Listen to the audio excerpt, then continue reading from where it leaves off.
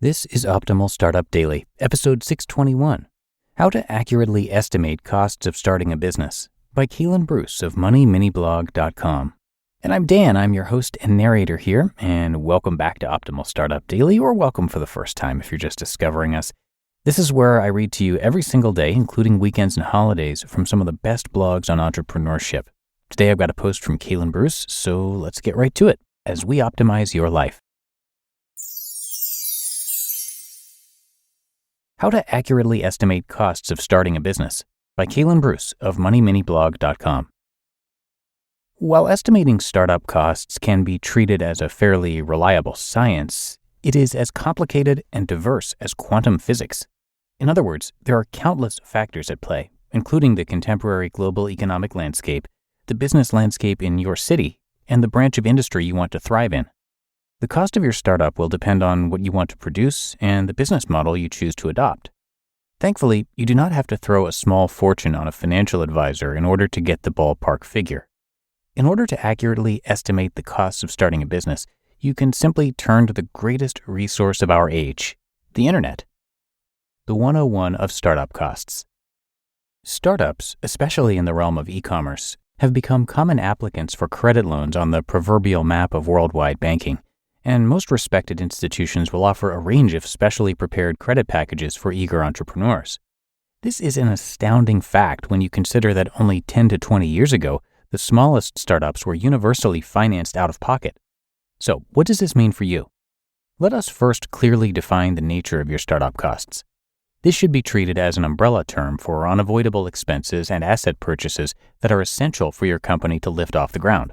We can treat these two categories as the bedrock of what will keep your business propped up for the foreseeable period, which is typically mired in crushing obstacles.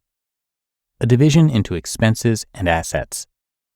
The category of expenses is reserved for rent, payroll, travel, certain marketing material, and limited range of office supplies. This last item falls under the category of assets as soon as the required article becomes expensive and big enough to be considered a cornerstone of the business.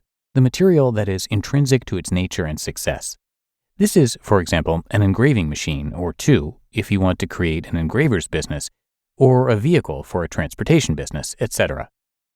Thorough research combined with conservative projections. While you can sit down and create a spreadsheet where you will start listing all the items in these two categories, this is not the fastest or the most efficient way to discover the initial cost of starting a business.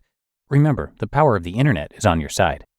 There are useful websites with accompanying services that will grant you a chance to quickly calculate what you would owe and weigh your options according to the approximation.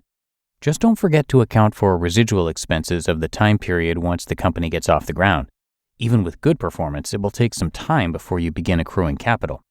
Apart from that, always aim for a conservative assessment. The residual expenses previously mentioned should be a part of this pessimistic projection, and it will help you secure what is called a financial cushion that covers up to 1 year of business expenses. However, you should also be careful about overkilling it with the loan application. Otherwise, you might end up burying yourself even further in debt if things don't go completely according to plan. Interest rates are a dark cloud that looms over your business, and the last thing you should do is ignore it. A division into fixed and variable expenses. In addition, there's another way to assess the cost of starting a new business fairly accurately, by divvying up the expenses into two completely different categories that can be tagged as fixed and variable. Let's say, for the sake of argument, that rent and utility bills are fixed expenses in a stable economy. Add this to insurance and administrative costs, and you have yourself the mosaic of fixed expenses. Keep in mind that this goes without even considering the unpredictable factors. You can treat this as the unshakable financial foundation of your company, the number you can truly get behind. Now, variable expenses are matters such as payroll, since the number of employees is going to fluctuate dramatically in the first few years, let alone first 12 months, packaging and shipping, as well as inventory. This other type of expenses is where you should concentrate all of your wise entrepreneurial pessimism. Refer to industry peers. While it is advisable to discuss your possibilities with the experienced entrepreneurs in the same field, referring to industry peers can also denote checking out the companies that have already trodden the ground you are about to walk. You can and should look up financial statements of all publicly listed companies that belong to your field of interest and possibly look beyond that.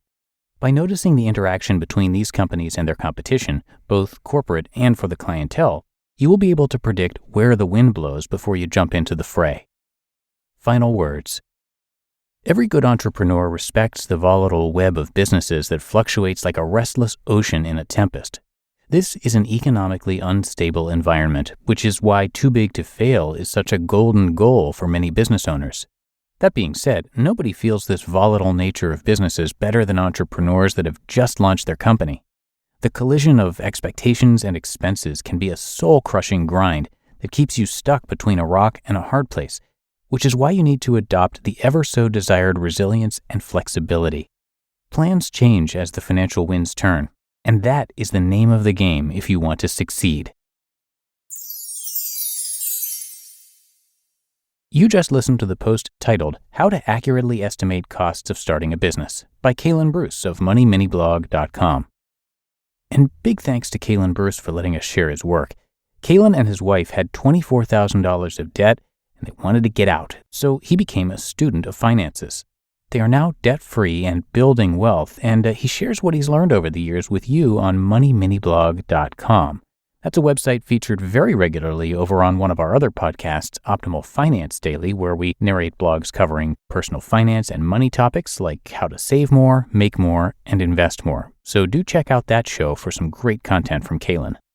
But that does it for today. I thank you for being here and for clicking subscribe or follow or whatever button you've got there on your podcast app. And I will be back here with you tomorrow for the Tuesday show, where your optimal life awaits.